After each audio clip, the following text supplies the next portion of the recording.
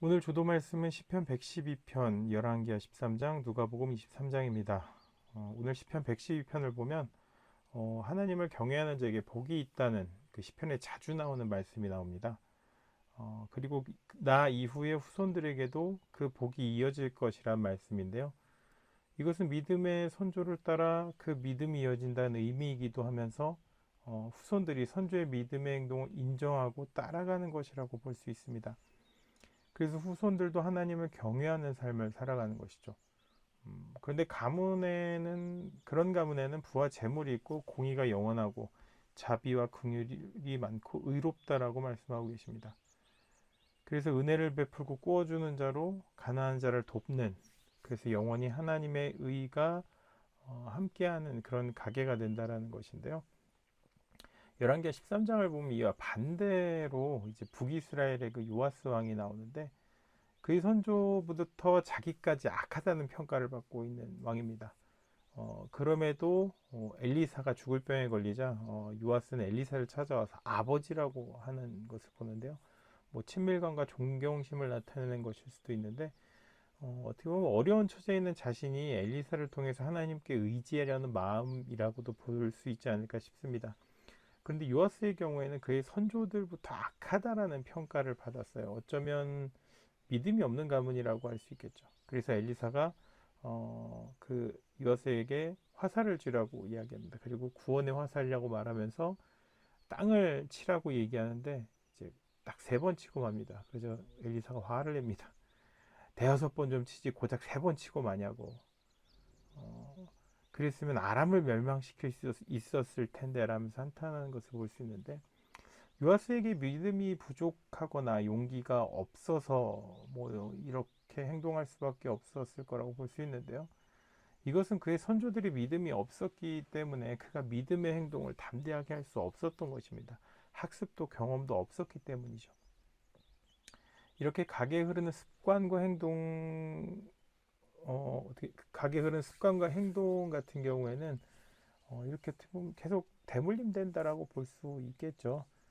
그래서 이걸 우리가 가게에 흐르는 저주라는 이야기를 많이 사용하는데, 근데 다시 생각해보면 이게 맞는 것일까라는 의문을 좀 가져볼 필요가 있다는 거죠.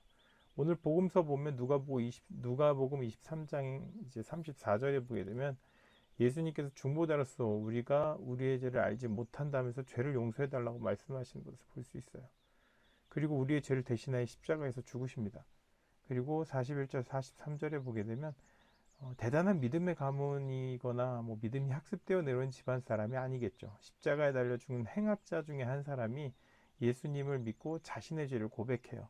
그리고 자신을 기억해달라는 말을 하는데, 그러자 예수님께서 오늘 내가 나와 함께 낙원에 있을 것이다라고 말씀하시는 것을 볼 수 있죠. 이 강도는 대단한 믿음의 가문은 아니지만, 자신이 또 의인도 아니었지만 예수님을 믿음으로써 단번에 구원받는 것을 볼 수 있는데요. 예수님께서 오시고 난 이후에 우리에게 구원은 가게에 흐르는 저주로 좌우될 수 있는 것이 아니고 예수를 믿는 믿음으로 구원받을 수 있게 된다는 것이죠. 그렇다고 나 예수 믿었으니까 막 살아도 돼, 이건 아닙니다. 예수를 믿는 믿음을 통해서 내 안에서 성령께서 나를 변화시켜 주시게 되고, 그리고 예수님이 그 찌질한 열두 제자들도 그렇게 변화되는 것을 볼 수 있잖아요. 그렇게 나도 변화시켜 주실 거라는 거예요. 그 변화를 받아들여야 한다는 겁니다. 그 변화가 앞에 이야기한 시편의 내용처럼 하나님을 경외하고 복받은 이로, 그리고 또 복을 받는 가문이 될 수 있게 한다라는 것이죠. 더 많은 것을 가지려고 아등바등하는 삶은 결국 하나님을 경외하는 것이 아닌 자신의 이익을 위한 기복적인 발악일 뿐입니다. 예손의 설립자이신 대천덕 신부님이 토지를 통한 불로소득 문제를 많이 말씀하셨는데요. 믿음 안에 올바른 가문이라면 땅이나 건물 등의 투기가 아닌 정당한 노력에 의한 수입은 얻는 그런 것이 올바른 믿음의 사람의 모습이 아닐까라는 생각을 해보고요.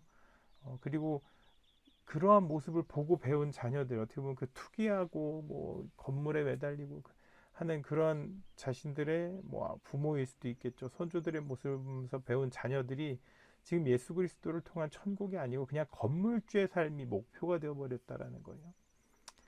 이렇게 얘기한다고 해서 지주와 건물주를 무조건적으로 비판하는 것은 아닙니다. 자신의 필요 이상의 수익을 위해서 지대와 임대를 올려받는 행동, 그래서 그 임대인을 착취하는 것은 그 임대인의 재산을 강도질하는 것과 같다라는 것을 이야기하지만, 반대로 생각해 보면 그 땅과 건물을 유지하기 위한 최소한의 것을 그 임대인들에게 받고, 임대인들이 어려움을 알아서 이제 불필요하게 임대를 올려받지 않는 그런 착한 건물주가 된다면, 그것이 바로 시편에 나오는 자비와 공의를 많아서 영원토록 의로운, 그래서 그 부와 재물을 받는 그런 가문이 될 수 있다라는 거예요. 어떤 의미에서 우리가 예수를 믿는다고 한다면 그런 삶을 살아야 하는 것은 아닐까 싶어서 오늘 말씀을 나눠봤습니다. 감사합니다.